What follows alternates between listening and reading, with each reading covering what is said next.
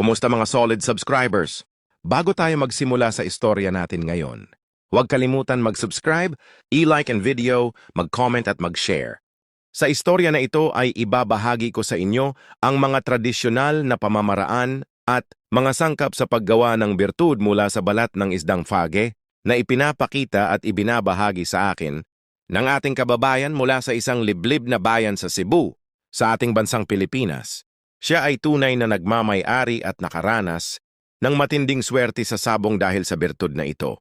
Ang birtud ng isdang fage ay bahagi ng tradisyonal na paniniwala at pamahiin sa ilang lugar sa Pilipinas na kung saan naniniwala ang ilan na nakapagpapalakas ito ng swerte at galing ng manok panabong. Narito ang ilan sa mga pangkaraniwang hakbang sa paggawa nito.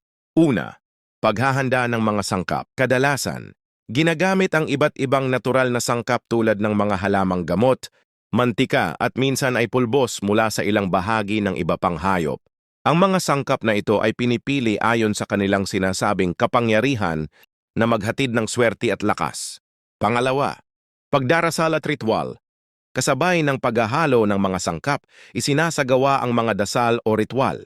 Ang mga ritual na ito ay kadalasang isinagawa ng isang taong may alam sa tradisyonal na pamahiin o anting-anting para hilingin ang biyaya at proteksyon para sa manok. Pangtatlo, pag-a-apply sa manok.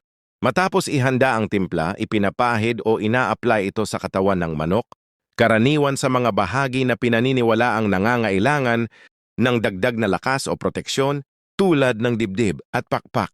Minsan, ang balat ay hinahaluan ng sangkap at ginagawang singsing para isuot sa manok panabong o sa may-ari bago ang laban.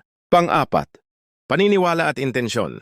Isang mahalagang aspeto ng proseso, ang malalim na paniniwala at intensyon ng may-ari. Sinasabing kapag naniniwala ang tao sa bisa ng birtud, mas malaki ang tsansa na magkaroon ng magandang kinalabasan ng laban ng manok.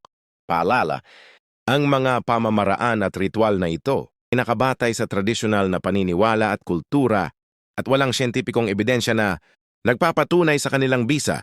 Mahalagang gamitin ang mga ito ng may pag-iingat at hindi lumabag sa anumang batas o etikal na pamantayan at alamin ang mga lokal na kaugalian at regulasyon. Kung ikaw ay interesado sa mga ganitong tradisyon, mainam na pag-aralan ang pinanggagalingan ng mga paniniwalang ito.